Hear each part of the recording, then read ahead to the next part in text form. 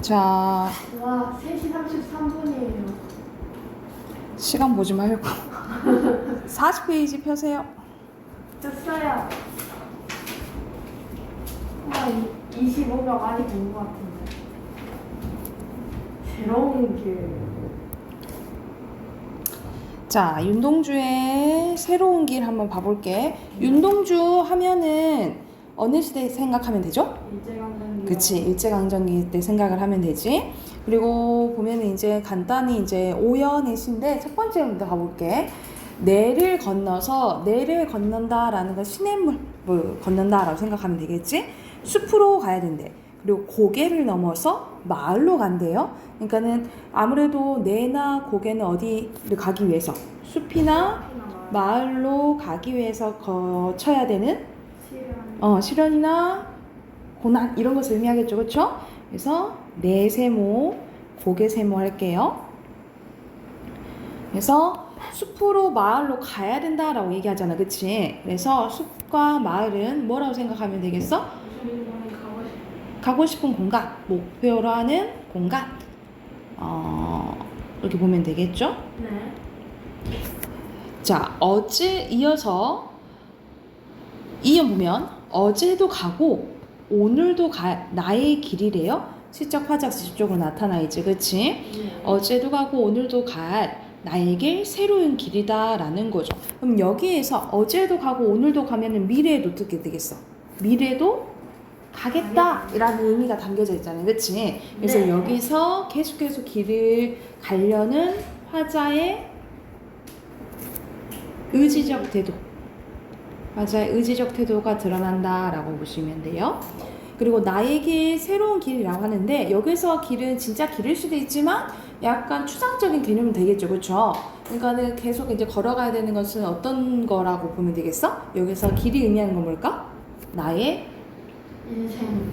그렇지, 나의 인생이나 나의 삶, 뭐 이런 것들을 의미하겠죠. 자, 우리 길을 가다 보면은 민들레가 피어 있고 가지가 날고 아저씨란다.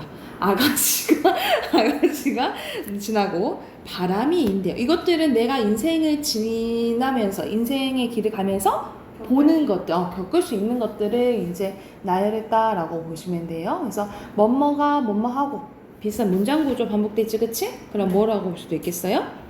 대구법으로 볼 수도 있겠죠, 그쵸?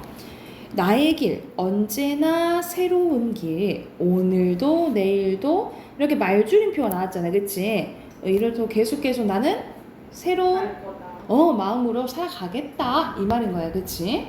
자, 내를 건너서 숲으로, 고개를 넘어서 마을로 간다라는 거야. 이거 아까 전에 봤던 건데 뭐예요? 일연과 수미상가. 오연이 같죠, 그쵸? 그러면은 운율 방식의 수미상관이지, 그치? 그래서 수미상관 효과 세 가지 알아두라 했잖아요, 그죠? 잠시만요. 아니 보지 말고 첫 번째 생각해봐. 온유를 그렇지, 운율을 만들어줘요.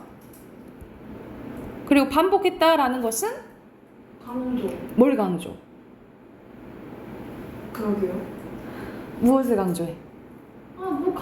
강조를 하는데. 뭐. 하고 싶은 말을 강조하겠지. 그럼 단어로 얘기해봐. 하고 싶은 말. 하여튼 못 가?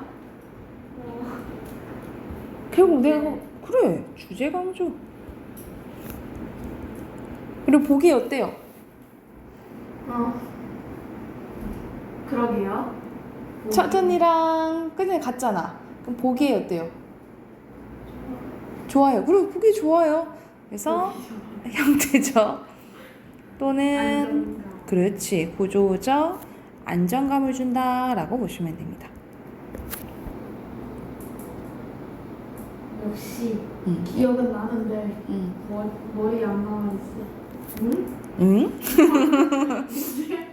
뭔 소리야? 자, 옆에 바로 정리해보자. 시적 화자는 길을 걷는 나고요. 시적 대상은 길, 그렇지.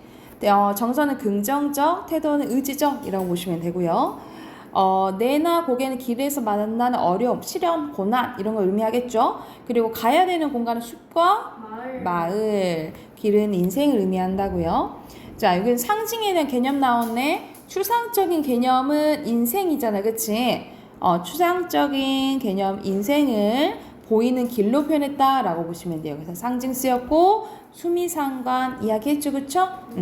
보시고 옆에 문제 풀어보게 41쪽 그리고 43쪽 문제 풀고 답 확인할게요.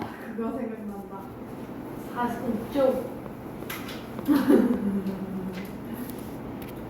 아 근데 뭔가 조용한 느낌 정도. 난 이런 분위기도 좋지 않니?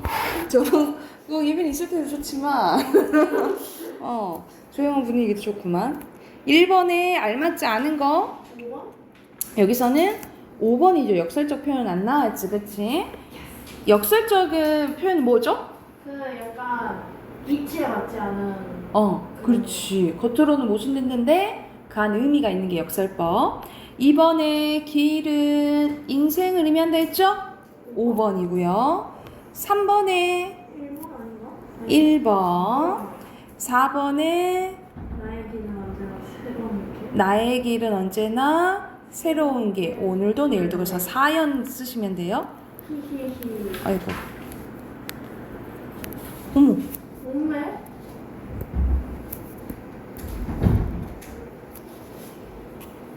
응. 4연 쓰시면 되고. 자, 1번에 어디 아닌가? 아니 이거 긍정적. 그니까 추상적인 거를 구체적으로 표현했잖아. 그러니까 뭐예요? 상징적. 이런. 어렵고. 2번에 시, 어나, 시, 구예요. 그리고 3번에 이렇게 표시하시면 되고. 그리고 4번에 언제나, 5번에 일곱, 6번에 건너서.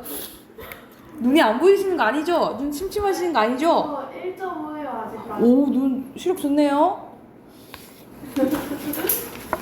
자, 그러면 비문학 가봅시다. 아 이거 어떻게 봐?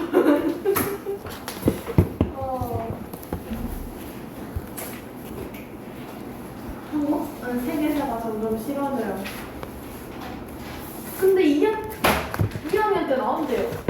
아 짜증나. 2학년 때 세계사하고 3학년 때 한국사. 86쪽. 국사는 재밌을 것 같은데.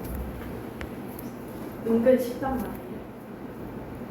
외울 게 있잖아요. 자, 여기서는 인간의 본성에 대해서 나오는데, 네. 그래서 대표적으로 이제 성선설과 성악설이 있어요. 이거 이제 도덕 시간에 이제 배울 건데, 한번 봐볼게. 첫 번째 문단부터 보면, 매일 각종 사회 범죄에 관한 기사가 보도된다. 물건을 훔치거나 사람을 훔치고 자신의 이익을 위해 다른 사람에게 해를 끼친 여러 범죄에 관한 이야기를 접하다 보면 인간은 원래 악하게 태어난 존재인가? 라는 생각이 든다라는 거야.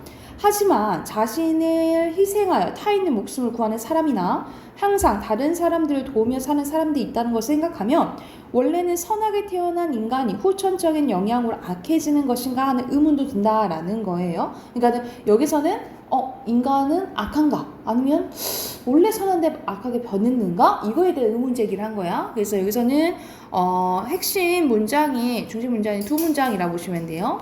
여기 부분이랑 그리고 여기 부분이 중심 문장이라고 보시면 되고 그리고 핵심어는 인간에 대해서 얘기하고 있다라고 보면 돼.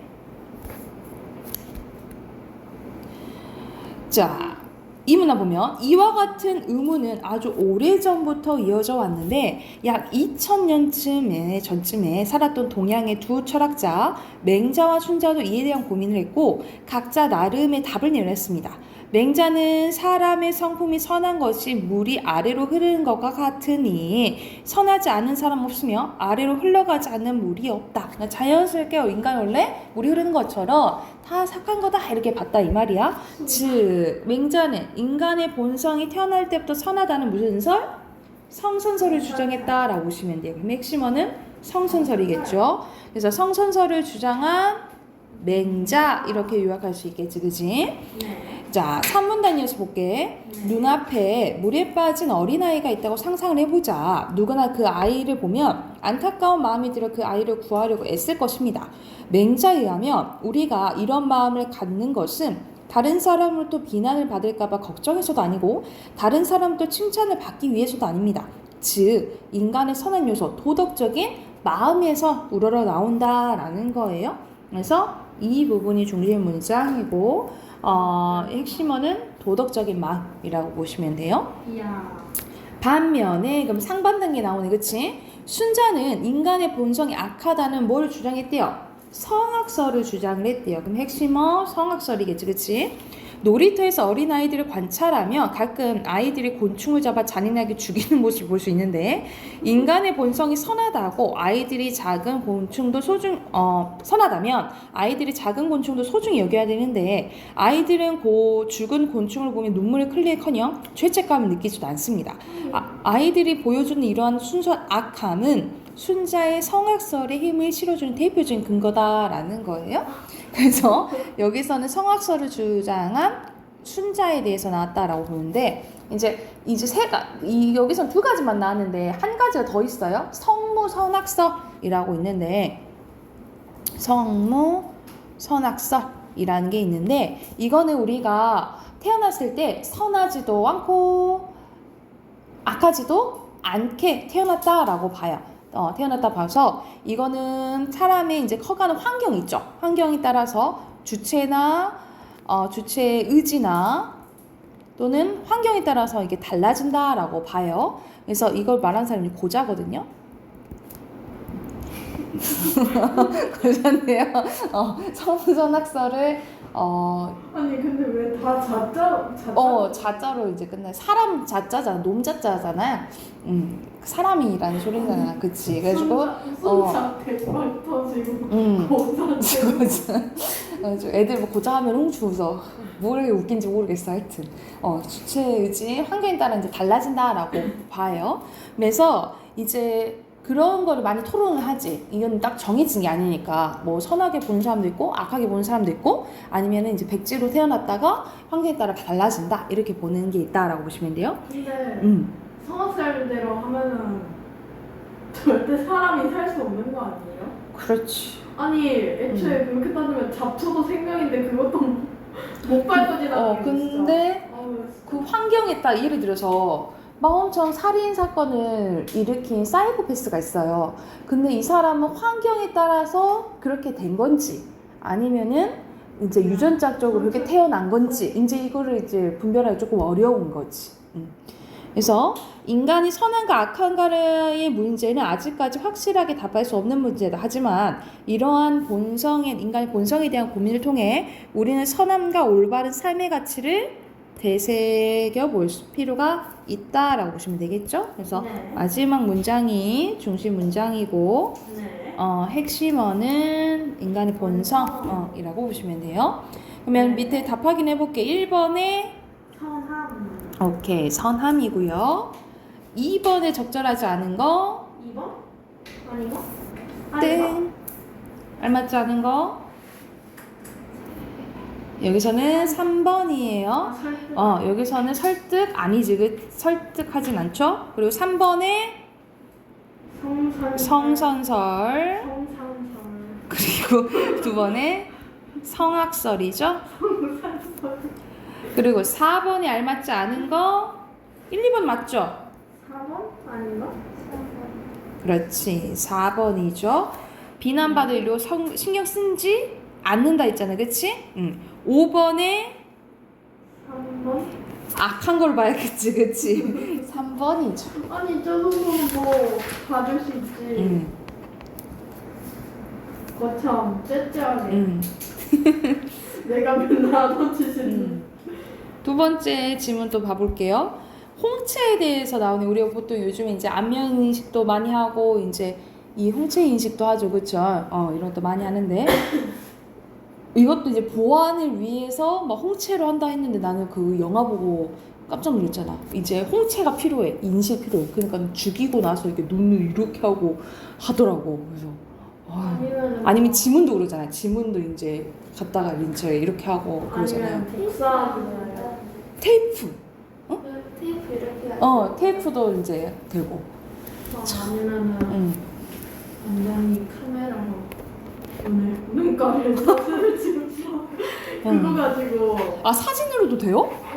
사진으로 확대시켜가지고 그대로 이것도 돼요? 복사시킨 다음에 네. 아니 그래도 홍채가 나오긴 하잖아요. 아. 그대로 할 수도 있다고 하더라고요. 아. 그러니까 이제 카메라만 들고 다니는데 오, 그렇네. 사람들 막 찍고 다녀도 돼요. 그럼 무섭다. 무섭긴 하죠. 이제 그죠. 홍채라고 해도 안전할 수 없죠. 그래서 갑자기 이 지문 인식 이거 생각하니까 내가 선생님이 영화를 봤는데 그게 제목이 뭐더라? 이제 미래의 시대에는 엄청 이제 유전적으로 막 발달을 하고 그 영화 내용이 그거였어요. 제목 기억은 안 나는데 임신했을 때부터 유전자 검사를 해가지고 우리도 이제 엄마가 나이가 이제 많으니까 혹시라도 기형아 출산할까봐 그런 검사들 하잖아요. 그런 것처럼 이제 유전적으로 이 애들이 뭐 어떤 병을 걸릴 것 같다. 유전적으로 그 검사를 해. 그래가지고 만약 그런 요소를 갖고 있으면 이게 있을 때 그걸 다 빼는 거예요. 다 삭제를 할 수가 있는 거야. 그러니까는 인간이 계속 완벽하게만 이제 거의 태어나는 거지. 머리도 똑똑하고 그리고 병도 이제 안 걸리고 왜냐면 유전적인 요소를 없앴잖아. 그런데 이렇게 자연스럽게 우리는 지금 다 자연스럽게 태어났잖아요. 자연스럽게 태어난 사람이랑 그런 유전적으로 변형을 한 사람이랑 섞어서 나오는데 당연히 자연스러운 사람이 능력이 좀 부족할 수도 있고 아니면은 병이 걸릴 수 있는 확률이 있겠지, 그치? 근데 우주 비행사 근데 이 주인공은 그렇게 자연스럽게 태어난 사람인 거야. 그래서 자기 형이랑 이런 사람들은 다 열등이 아니라 우수한데 자기는 이제 모자란 거지. 근데 자기는 뭐가 되고 싶냐면 우주 비행사가 되고 싶은 거야. 근데 우주 비행사가 되려면 완벽한 사람이 돼야 된다는 거지. 근데 그래가지고 어떤 사람의 그런 유전적인 거를 그걸 빌려가지고 약간 몸이 사고로 불구가 된 완벽한 사람이 있었어. 그 사람의 피랑 막 그런 것들을 이제 갖고 와가지고 그 사람의 신상을 빌려서 우주 비행사가 이게 된 거야. 그런데 그거 사람은 피 검사를 막 하거든요. 그러면 몰래 이제 피를 갖고 다니는 거지. 그래서 이렇게 빼는 것처럼 해가지고 피 검사도 이렇게 속이고 막 엄청 내가 그게 좀 짠했는데 어떤 게 짠했냐면 지문 같은 게 남으면 안 되잖아. 그래가지고 지문이랑 털 같은 게 남으면 안 되잖아. 이렇게 유전자 검사를 할 수도 있잖아. 그러니까 막 어떤 이제 몸을 막 빡빡빡 아무것도 안 남기려고 막 빡빡하시고 손도 막 이렇게 씻고 그런 거 보니까는 너무 안타까운 거야. 사실상 인간은 완벽하지 않아서 아름다운 거잖아, 그지? 근데 그거에 대해서 하도 이제 그걸 보면서 이 과학기술이 너무 발달해도 안 좋은 거구나 이런 생각이 들더라고요. 그래서 갑자기 홍채 보니까 이제 갑자기 생각이 났어. 해당하는 내용 한번 봐볼게. 네. 불과 몇 년 전까지만 해도 미래 사회를 그린 영화들에서는 홍채를 인식하여 보안 장치를 해제하는 장면이 자주 등장했다. 하지만 이런 장면은 이제 더 이상 미래 사회에서만 일어날 수 있는 일이 아니다. 지금 이 순간에도 홍채 인식이 중요 기관의 보안 수단으로 활용되고 있고 심지어는 우리가 사용하는 스마트폰 중에서도 보안을 해제하는 수단으로 홍채 인식을 활용하는 경우가 있습니다. 홍채란 과연 무엇이고 어떤 이유로 보안 수단을 활용되는 것일까? 해서 여기서는 지금 보안 수단으로 활용되고 있다라는 내용이 이제 중심 문장이라고 볼 수 있고 홍채 인식이 핵심어다라고 보시면 돼요. 그래서 일문화 요약은 보안 수단으로 활용되는 홍채에 대한 이제 설명이고요. 자, 이 문장 보면은 홍채는 눈의 각막과 수정체 사이에 존재하는 납작한 도넛 모양의 막인데 우리 눈을 보면 이 그림 이제 보면 되겠지. 우리 눈을 보면 눈동자의 가장 가운데에 작은 원 모양이 보입니다. 이게 뭐라는 거야? 동공인데 홍채는 바로 동공에 들어오는 빛의 양을 조절하는 역할을 합니다.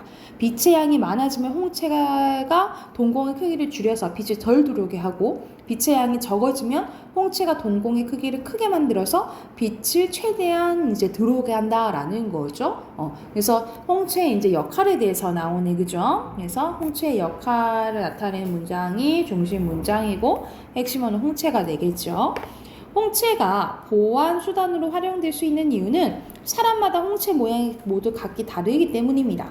홍채의 무늬는 이루는 요소는 각 200가지 정도여서 그 조합에 따라서 무수히 많은 수의 무늬를 만들 수 있는데, 전 세계 모든 사람들의 홍채 모양이 모두 다르다고 단정할 수는 없지만 한 사람이 다른 한 사람의 홍채 모양이 똑같을 확률은 10억 분의 1이라고 합니다. 그러니까 우리나라만 쳐도 그냥 다 다르다고 보면 되겠죠. 그렇죠? 그리고 이는 한 사람의 지문이 다른 사람의 지문과 일치할 확률보다 훨씬 더 적은 확률이래요. 그래서 지문 인식 대신에 홍채 인식을 보완 수단으로 하는 기업과 사람들이 늘어나고 있다라는 거죠. 그래서 여기서는 홍채가 왜 보완 수단으로 이용되는지 이유가 나오죠. 왜냐면 사람마다 다 다르기 때문이라는 거지. 그치? 그리고 산문단 요약은 홍채가 보완 수단으로 활용된 이유에 대해서 나왔다라고 보시면 되겠죠. 마지막 문단 보면 홍채 인식은 현재 사용되는 보완 수단 중에서 가장 높은 정확성과 낮은 오류 확률을 보입니다. 앞으로 홍채 인식은 더욱 각광받는 보완 수단이 될 것이며 더 다양한 분야에서 활용되어 우리 일상 속에서 자리 잡을 것이다. 그래서 앞으로 더 각광받을 것이다 라는 내용으로 마무리 짓네요. 그래서 홍채 인식이 핵심어다 라고 보시면 됩니다. 그러니까 그러면은 오드 아이들 있잖아요. 눈알 색깔이랑 아니면 뭐냐. 색깔과는 다른 홍채 안에 이 동공이 이제 모양이잖아. 이게 그러니까 사람마다 다 다르겠죠? 색깔이랑 그거는 좀 다른 거잖아, 그치? 약간 그런 것까지 인식한다면 좀 더 어려워지지 않을까요? 이제 더 그렇지. 이 색깔이랑 이 전체적인 것까지 생각하면, 그지? 아무리 카메라라도 그걸 모양뿐만 아니라 이제 색깔도 말한 거죠? 분명히는. 그거는 이제 그림자에서 비춰졌을 때 즐겁다고 치면은 이제 색깔이 제대로 안 나오니까. 그렇지. 근데 이거는 눈인 색깔까지 할 수 없는 게 색깔도 좀 달라지잖아요. 어쩔 때는 더 환히 보이고 그러지 않아요? 여러분 눈 봐도? 그치? 선생님은 좀 선생님이 진짜 이 외국인 파란 일을 하잖아요. 선생님이 진짜 기억나는 게, 선생님이 대학교 때 생활 영어라고 듣는데 원어민 수업이에요. 그래가지고 그 사람이 어디 사람이었지? 영국 사람이었나? 어디 사람인지 모르겠는데 기억이 정확히 안 나. 유럽 사람이었어요. 유럽 사람이었는데 그때 이제 그 시험을 보는데 프리토킹을 했었어야 됐어. 이제 영어로. 그래서 1대1로 하는데 이제 교수님이 거기 계시면 내가 이제 교수님이 질문하면 내가 이제 답을 하고 해야 되는 거지. 선생님은 사람 눈 좀 잘 보거든요. 그러니까 사람 얘기를 할 때는, 사람이랑 얘기할 때는 눈을 항상 이렇게 봐야 되는데, 이제 교수님이 이제 질문을 했으면 영어로 대답을 해야 되잖아. 근데 선생님은 회화가 약하단 말이지. 듣기도 잘 안 돼요. 선생님은 약간 단어 해석하는 거라 문법은 자신이 있거든? 근데 듣고 말하기가 안 돼. 당연히 듣는 게 잘 안 되니까 말하는 것도 잘 안 되지. 그래가지고 막 연습을 막 하고 갔는데, 이렇게 눈을 들여다보는데 이제 교수님이 나한테 말씀을 하셨어. 근데 나는 이 눈을 보고 있으니까 이 눈이 있잖아. 완전 에메랄드 빛 있죠? 완전 에메랄드 빛인 거야. 그래서 이걸 눈을 바라보고 있으니까 아무 생각도 안 드는 거야. 그래서 색깔이 많이 예뻐요? 진짜 예뻤어. 눈이 있잖아. 이렇게 빨려들을 것 같아. 우와, 이런 느낌 있잖아. 색깔이 너무 예뻐가지고. 그래가지고 제대로 뭐 답은 했긴 했는데 좀 망쳤어요. 그랬던 기억이 나네. 그래가지고 국어 선생님이 그럼. 생각하신 이제 그런 분이시구나. 그럼요. 나는 이제 영어를 끊은 지 10년이 넘었습니다. 듣기만 잘하지 나머지는 다 못하는데. 그러니까 선생님 듣기를 못해가지고 6번에 답 확인해 볼게요. 6번에 홍채. 7번에 알맞지 않은 거 딱 보인다. 뭐 반대되는 내용 없죠, 그쵸? 8번에 적절한 것은 4번. 4번. 오케이. 3번. 9번에 3번이에요? 아닌가요? 200개 나와 있잖아. 200개라 했잖아요. 그쵸? 정말? 아닌 거? 혜연이 몇 번? 3번 했어요? 200. 4번이에요? 4번이죠. 빛의 양 정도는 이렇게 안 아니지. 10번에 아닌 거? 3번. 3번. 오케이. 뒤에 어휘 봐볼게요. 1번에 해제하다. 2번에 각광. 그리고 3번에 니 이렇게 그래. 이렇게. 그리고 7번에 같이. 8번에 후천적. 그리고 9번에 사다리를 잘 타셨으면 디귿, 리을, 니은, 기역. 그리고 13번에 단정하다. 14번에 정확성.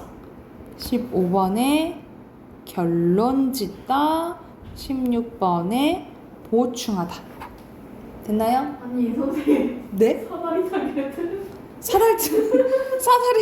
사다리를 해. 따라다라단 딴 따라다라단 딴딴딴. 뭘 잘못 찬 거야? 네, 못 쳤어요? 어이가 없어요. 자, 그러면 우리 문법 오늘 좀 많이 해야겠네. 아니 그냥 하나 더 하면 안 돼요? 하나 더 할까요? 이게 더 나을 것 같아요. 쌤이 설명하는 시간이 잘못 얘기한 거예요. 히히히히. 문법 할게요. 안 돼요. 안 돼요. 꺼내보세요. 안 돼요. 아니 근데 선생님 1시간 남았는데 그래요. 아니 정확히 55분 남았는데 제발 이거 하나 먼저 하고 나서 하면 안 될까요? 아 제가 형태설을 가장 싫어한단 말이에요. 뭐라고 응원의 경우를 가장 싫어하죠? 이 부분은 오늘 쉬워요. 맞아요. 실제 오늘 이 부분 쉬워요, 진짜. 자, 봐볼게요. 몇 쪽이에요? 54쪽이에요. 와 그렇구나. 54쪽. 자, 우리 앞에서는 단어 배웠잖아요, 그치? 이 단어보다 사실상 작은 단위가 형태소라고 보시면 돼요. 그러니까 우리가 가장 작은 게 우리 자음과 모 음운 배웠죠, 그치? 네. 음운보다 좀 더 큰 개념이 형태소. 이 형태소보다 좀 더 큰 게 단어라고 보시면 돼요. 자, 그러면 형태소는 뜻을 가진 가장 작은 말의 단위라고 보시면 돼요. 그러니까는 더 이상 쪼개면 의미를 잃게 돼요. 그러니까 예를 들어서 물 있잖아. 우리가 마시는 물 있잖아요. 근데 이렇게 물 이렇게 생겼는데 무, 리을 이렇게 나누면 의미가 유지되나?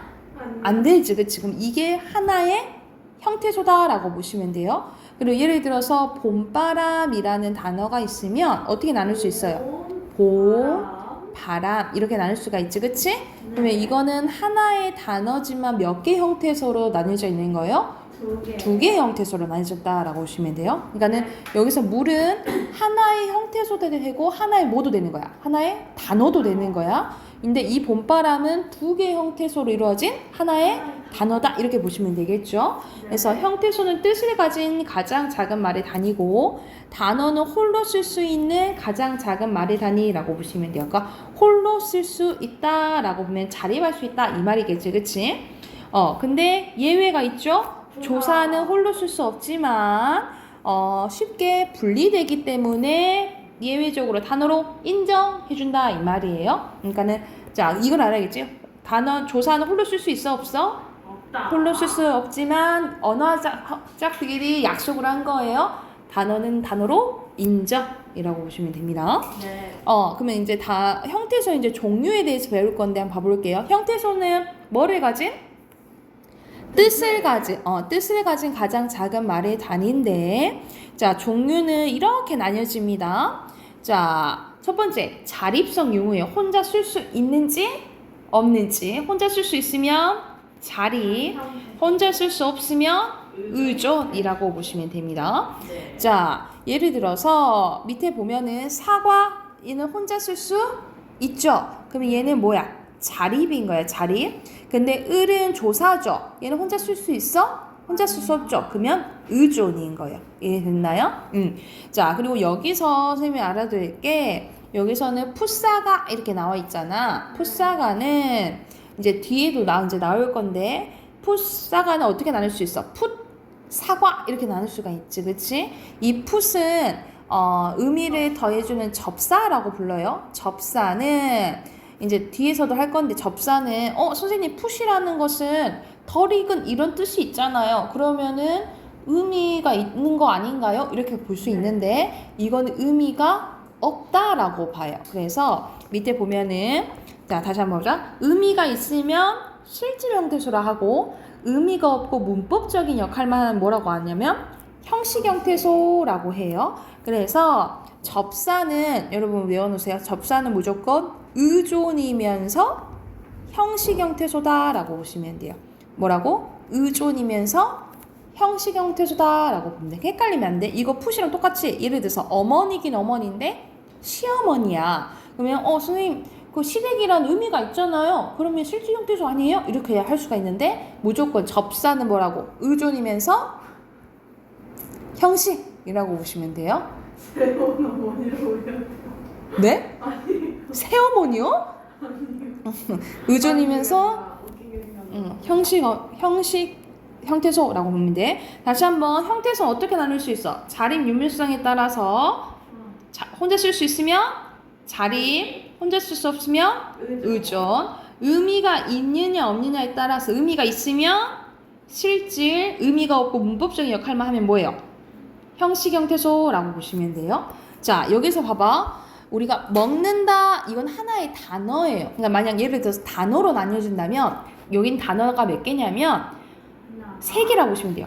풋사가, 을, 먹는다. 단어는 몇 개? 3개예요. 근데 형태소는 나눌 수 있는 만큼 다 나눠야 되잖아, 그치? 이렇게 하나, 둘, 셋, 먹는다 이렇게 나뉘어져. 그러면 형태소가 몇 개예요? 6. 그렇지, 6개인 거죠. 이해됐나요? 이렇게 구별할 줄 알아야 돼. 그래서 여기서 먹 있죠? 먹은 의존인데 의미가 있으니까 실질이야. 여기서 는는 현재를 나타내주는 선어말 어미예요. 이건 의존이면서 형식, 다는 마무리해주는 거, 이것도 의존이면서 형식, 어미니까 이건 어미예요. 둘 다 어미. 이거는 어간이지, 어간. 이렇게 보면 되겠죠. 자, 그리고 옆에 이제 단어에 대해서 나오네. 단어는 홀로 쓰일 수 있는 말이나 자립 형태에서부터 쉽게 분리될 수 있는 말이라고 보시면 돼요. 그래서 어절은 뭐의 단위예요? 띄어쓰기 단위고, 단어는 홀로 쓸 수 있는 가장 작은 말의 단위라고 보시면 돼요. 그래서 여러분 어절은 띄어쓰기 단위여서 보통 문제에서 3어절로 쓰시오 들어봤지? 그치? 3어절 그러면은 띄어쓰기를 2번 하면 돼요. 나는 책이 싫다. 좋다. 이렇게 이게 3어절이라고 보시면 돼요. 그러면 3음절은 뭐야? 남자는 글자 수라고 보면 돼. 그러면은 이동명 이게 3절이겠죠. 그죠? 이게 3절이라고 생각하면 돼. 자, 그러면 봐봐. 어절로 분석하면은 사과가 달다. 2개 어절이죠. 그쵸? 근데 단어로 보면은 조사도 단어로 인정하잖아. 그치? 그러면 사과가 달다. 3개가 된다라고 보시면 돼요. 그러면 형태소로 하면 어떻게 될까? 형태소로. 형태소요? 사과, 가, 달, 다. 그치? 형태소로 하면 몇 개가 되겠어? 4개가 되겠죠. 이해됐나요? 그래서 이렇게 보시면 되고, 밑에 봐보자. 밑에는 단어랑 형태소로 나눈 거다라고 보시면 돼요. 그러면은 먼저 어절로 봐보자. 어절은 나는 오늘도 사과나무를 심겠다. 그러면은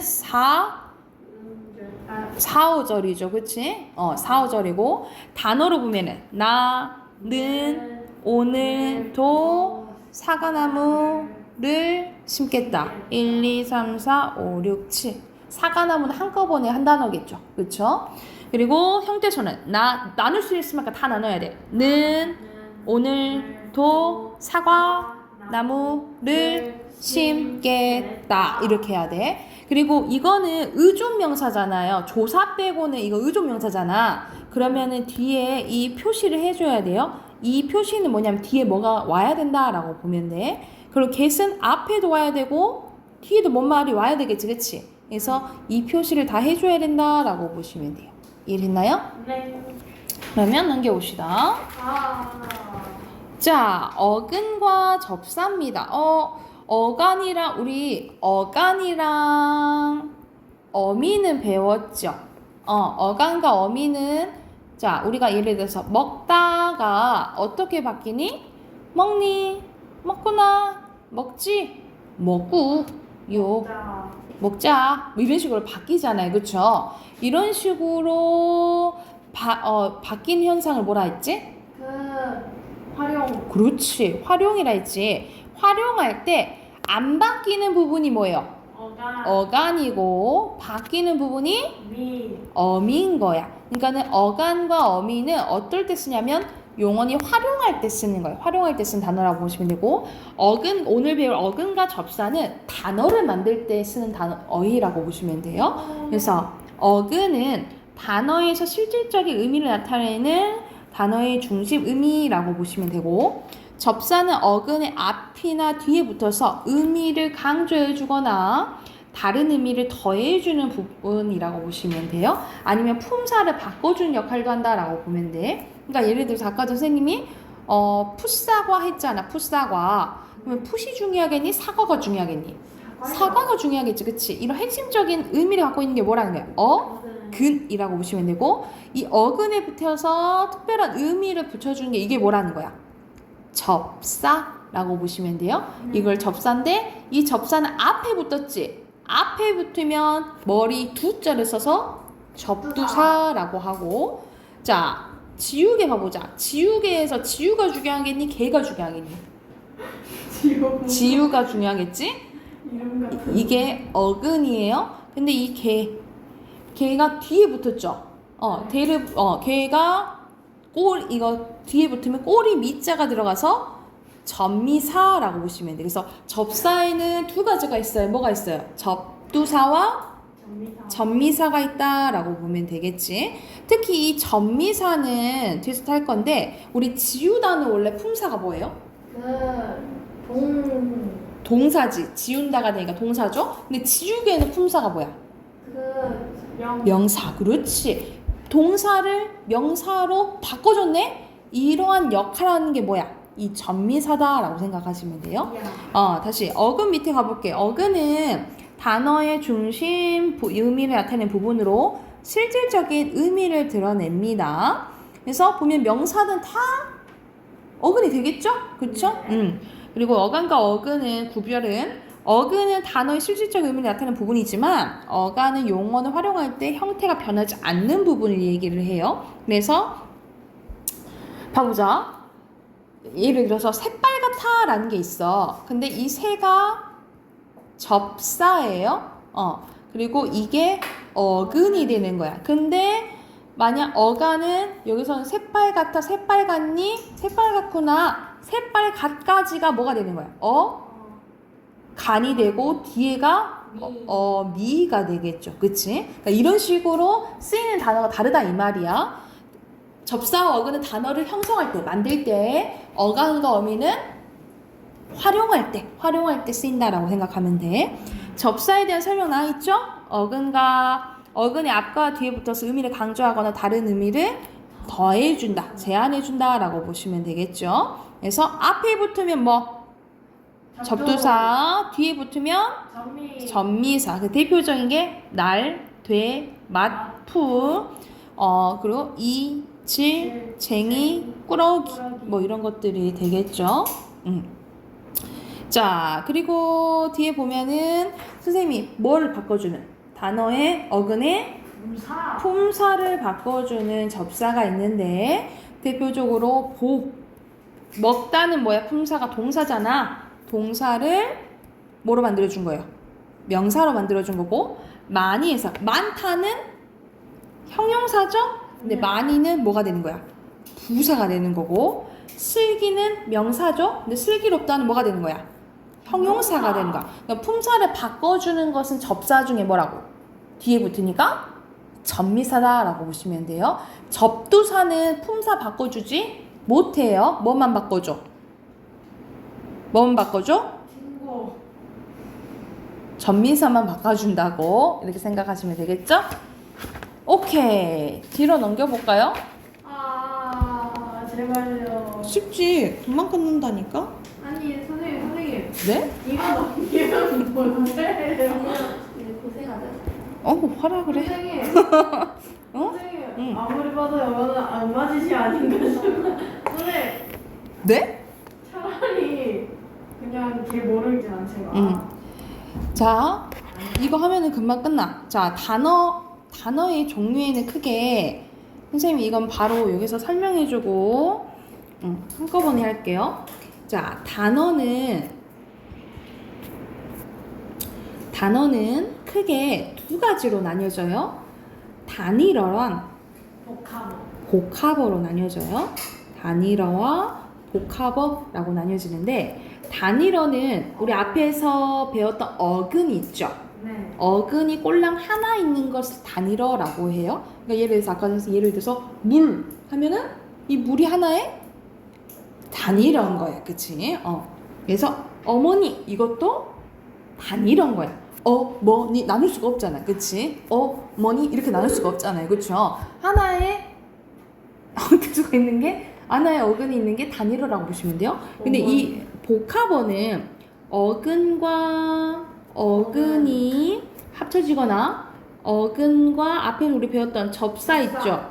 접사가 붙으면 복합어라고 하는데 이 어근과 어근이 붙으면 합성어. 뭐라고 하냐면 합성. 합성어라고 하고 그리고 어근과 접사가 붙은 것을 생어. 파생어라고 해요. 그래서 다시 한번 어근과 어근이 붙은 거 뭐? 합성어. 어근과 접사가 붙은 게 파생어라고 보시면 돼요. 그런데 그러면 크게 세 가지가 있는 거지. 단일어, 합성어, 파생어. 근데 이 합성어가 또 세 가지로 나뉘어져요. 에이씨. 어떻게 나뉘어지냐면 우리가 팔다리, 손발 이거는 같은 등급으로 합쳐진 거야. 그래서 같은 등급으로 하면 대등합성어라고 하고 예를 들어서 손발 오고 가다 오가다 이런 것들 오르내리다 막 이런 것들 있잖아요. 이런 것들은 대등합성어라고 보시면 되고 자 예를 들어서 돌다리가 있어. 돌다리는 돌로 만든 다리죠. 그치? 그리고 책가방은 책을 담는 가방이지. 그래서 앞말이 약간 뒷말을 꾸며주는 구조다. 그러면 종속합성어 같은 말로 뭐라고 하냐면 수식합성어 이렇게 얘기하기도 해요. 수식합성어.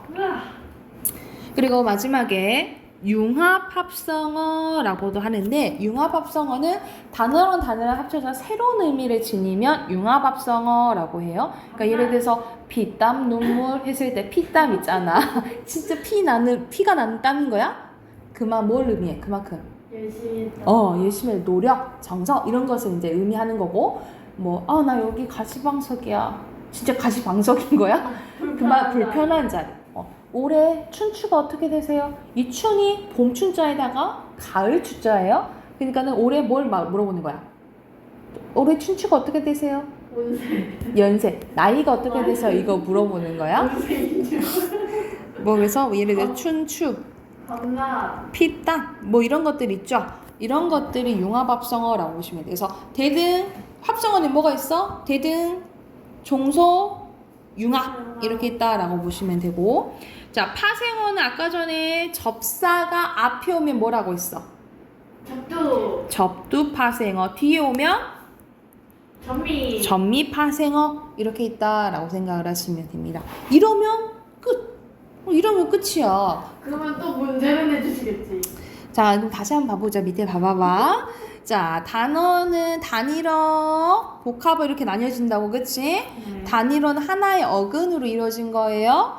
그리고 복합어 중에는 어근 플러스 어근은 뭐? 합성어, 어근 플러스 접사는 파생어. 그래서 접두파생어, 전미파생어 이렇게 있는 거고, 그리고 옆에 보면은 의미 관계에 따라서 대등, 종소, 융합, 합성어 있다라고 보시면 되고, 여기서 좀 어렵게 나오면 고등과정 가게 되면은 이 구성의 바른 구별이 나와요. 통사적 합성어가 있고, 여기 엄청 중요해.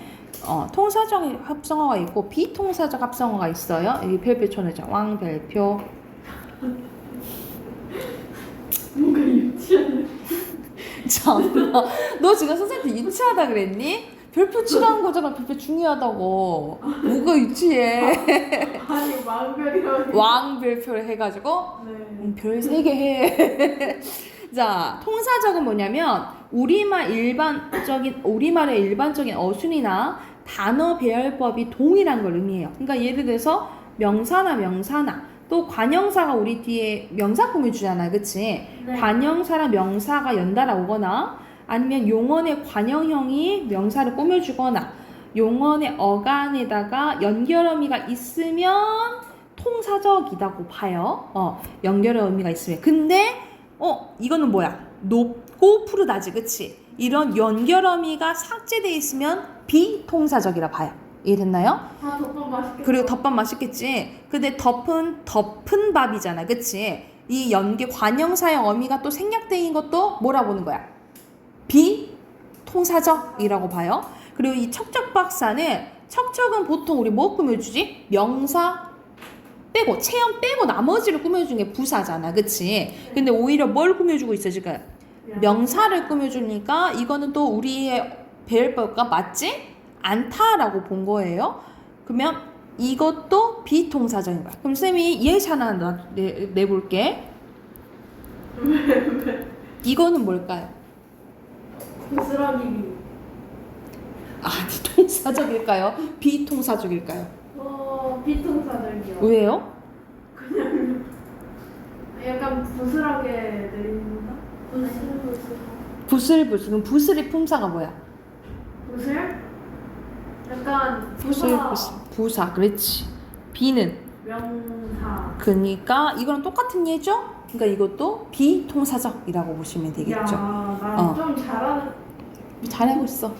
이해됐나요? 여기서 통사적인지 비통사적인지 구별하면 돼. 정말 여기에서 나온다는 거 아니에요? 저거. 그리고 밑에 보면은 통사적이랑 구가 나오는데 합성을 하는 것은 말 그대로 단어라는 거야. 그럼 단어는 띄어서 표현하나?